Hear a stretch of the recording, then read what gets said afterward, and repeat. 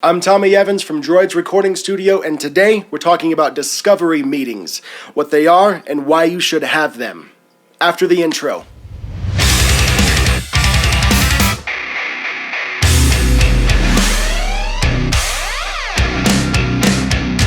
DROIDS Recording Studio is run by two people, Tommy Evans, that's me, and Devin Schmid. You'll notice Devin is not here because he's actually at JCPenney's right now buying up every flannel shirt that they offer so that his flannel collection could one day be as marvelous as mine.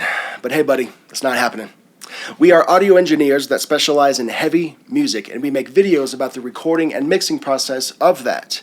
If this is something that you're into or something that you want to learn more about, that's awesome. Thank you. Hit the subscribe button and tap the little bell icon so that you can get notified every time we post something new. These, what we call discovery meetings, are the quickest way for you to find out if a band is right for you and the quickest way for the band to find out if you're right for them. Let's dive in now. We like to have these discovery meetings at a neutral spot usually. Now, if you want to have it at your studio, or if the band wants you to have it at their practice space, more power, that's fine. But we like to go somewhere to where there's food, and I'll tell you why. If we can, we get to show up a few minutes before the band does so that we can buy enough food for everybody.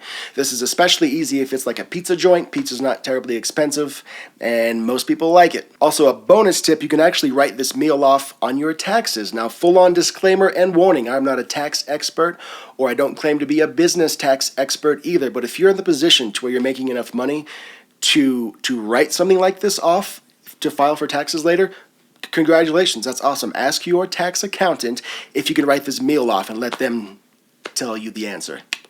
Band shows up at the agreed upon time. We're off to a good start. We get our hellos out of the way. We get our salutations taken care of. Been looking forward to this meeting for a long time. Nice to finally sit down with you, blah, blah, blah. Quietly say, food should be here any minute. Now, on a human level, sharing food is one of the most compassionate things one person can do for another person as well.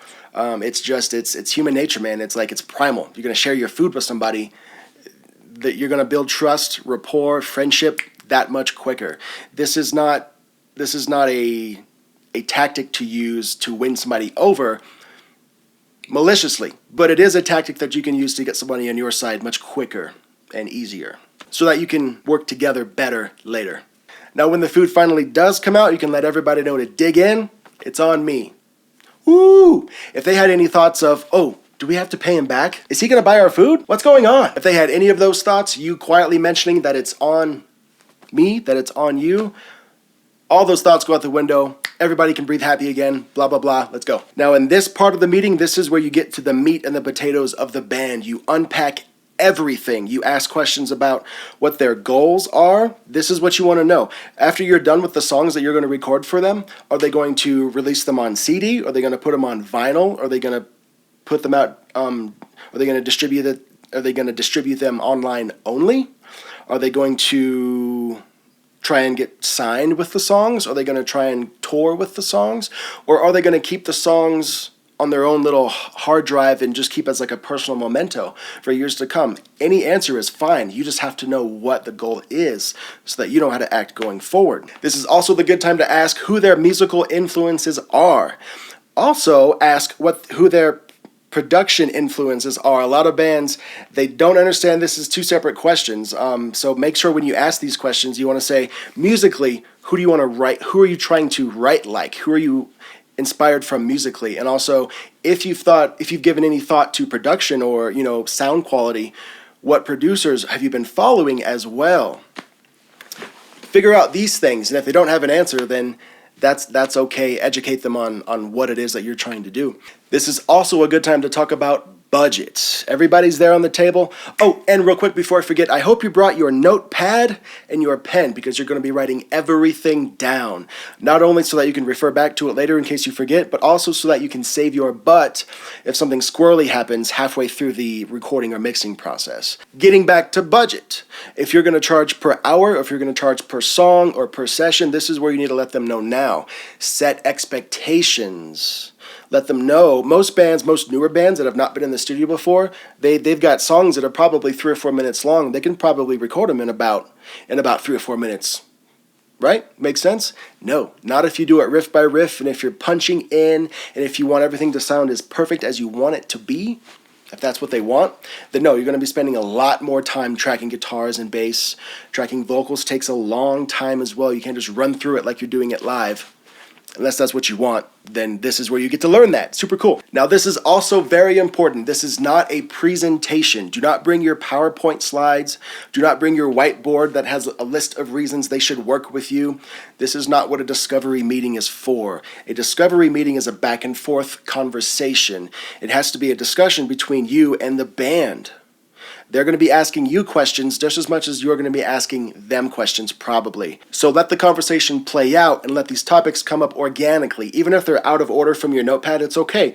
Go back to point number 3 if you skipped it to get to point 7. As long as you check off all of your stuff on your notepad by the end of the meeting, you've covered your grounds. Now, your best case scenario is that everybody is super agreeable, everybody's on the same page, and you're vibing well. You're getting a lot of good head nods and positive reinforcing comments and things like this.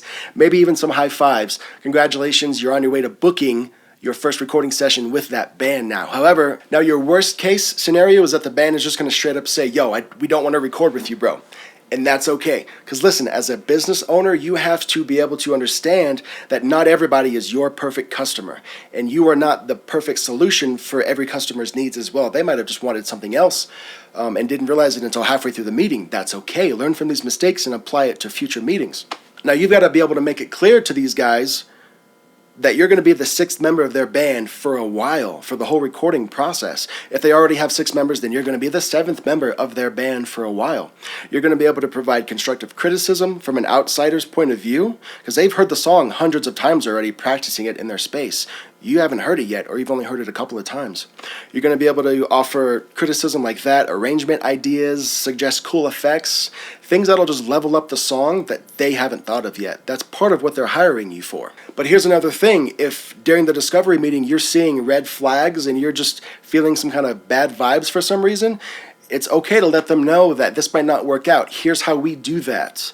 Say this. You know what, you guys? I can tell you're all super talented and you're passionate about the music that you're making here, and I appreciate that. But me as a business owner, I want to provide a specific kind of service, and I don't think we're going to be able to do that with this group. I'm sorry, but I hope you understand. That will 99% of the time get absolutely zero pushback. In fact, some of the band members might have even seen those same red flags that you saw, but you were the one to actually speak up and call them out and let everybody know around you what you were thinking. And if that's the case, you can now refer them to another studio that you know, or in town, or whatever else, or just wish them the best of luck on their travels and their career at this point. But getting back to the best case, if you're ready to start booking sessions, go ahead and do it, man. Yo, I'm free Wednesdays, I'm free Thursdays at this time. When are you free? Figure out your sessions and just nail those down. There's 3 things that I want to leave with every discovery meeting. And that is, I want to get to know the band, joke with them, laugh with them, understand who they are individually. I want to understand the goals and the needs of the band. What are they doing? Do they want to go on tour? Do they want to get signed? Is this just like a weekend thing for them? And I want, best case scenario, and I want to have set our first recording dates. If I can check all 3 of those boxes during our discovery meetings, resounding success. So there you have it. That's what we call discovery meetings. They're super helpful. I would just rather spend an hour with the band eating and getting to know them on its own day instead of doing it in the studio while we're in the middle of recording. It just feels jumbled and it just feels messy. So that's one of the many reasons why I like to have these discovery meetings.